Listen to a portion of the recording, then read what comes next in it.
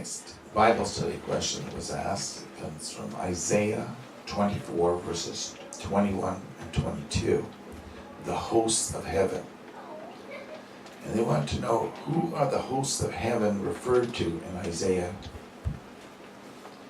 Well, in Isaiah verse 21, it says, "So it will happen in that day that the Eternal will punish the hosts of heaven on high." That's in the cosmos, in the universe. "And the kings of the earth on earth." Well, we've talked before about the 50 kings. The phrase "so it will happen" refers to a declaration made as a law from Jesus. It's not alterable. It is unchangeable, even by prayer. And I know people that are praying for things, that these things will not happen as Jesus has proclaimed. And it sets the stage for what happens next and what's declared for the next event. The next part of that verse is, "The Eternal will punish the hosts of heaven." Some believe this is referring to the fallen angels, and they are very wrong on this matter. The fallen angels are bound to the earth and have been since the second rebellion. The Bible refers to them as having no estate, no place in heaven, and because of sin, they are unable to come before the throne of God. Now, if they're bound to the earth, they cannot be in the heavens at this point in time, can they? You can't. It's not possible. However, the next part of that verse is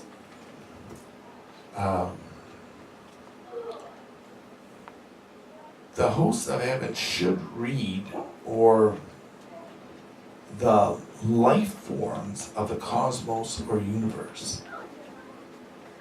This is referring to that part of the second heaven, not the first or the third. All intelligent life forms that have sided with Satan against Yeshua are the ones it's talking about.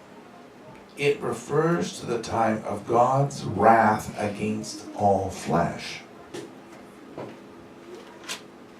These are, shall we say, there's currently 58 life forms, alien life forms, that are interfering with the affairs of man at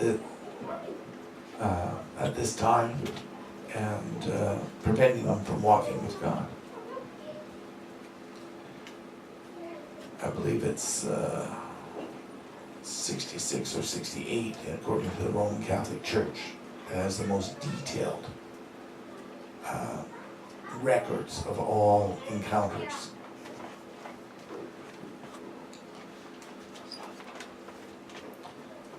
What is flesh is not of spirit. Okay? It's,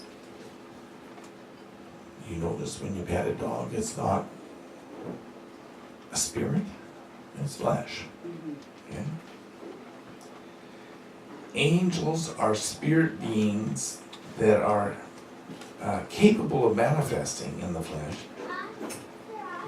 but they cannot stay flesh. So we have to take that into account. This is not something that's just a random. He's talking very specifically to a group. On high, This phrase often refers to anything above the clouds or upper atmosphere. It can refer to all creatures outside of the third heaven.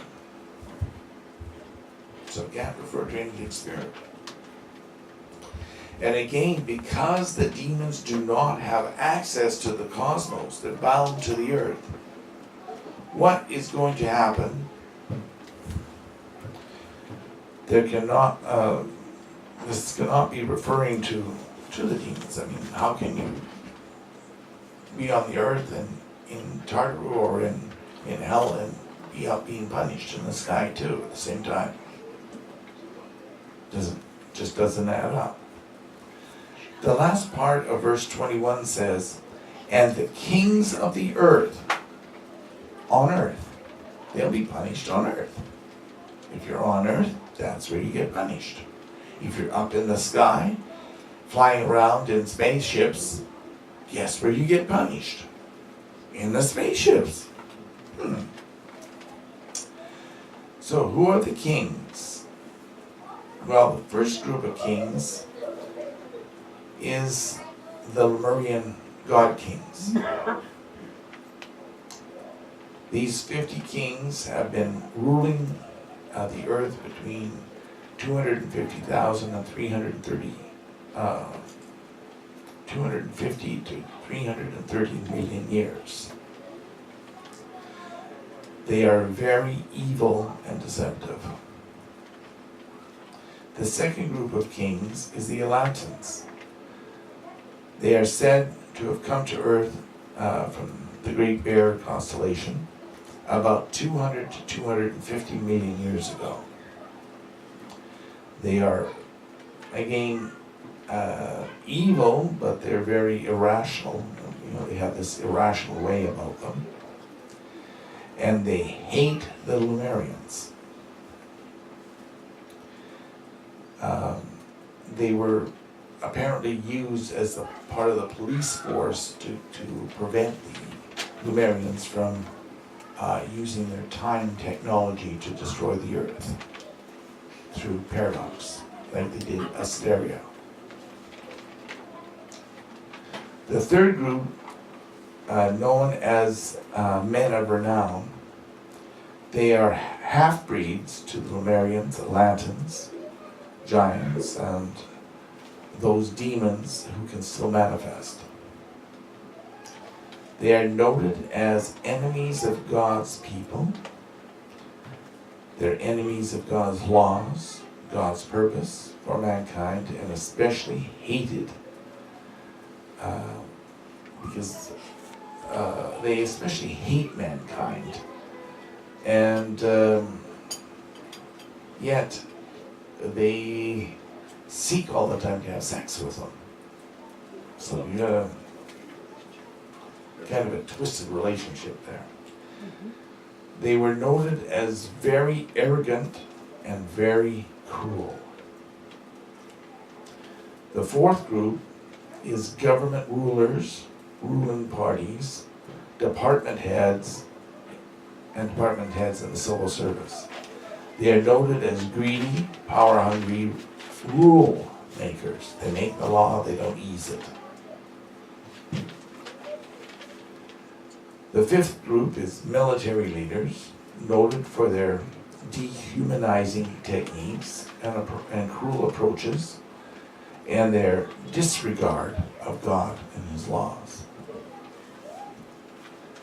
The sixth group is the banking clans, noted for their greed, their ability to hoard gold and land, and their desire to enslave the human race. Reptilian and Lemurians, the Reptilian and the Lemurians have groomed these people and the system for thousands of years for them to run it. Also noted for their ability to move without mercy and without honor when they deal with people. So this ends this section in here.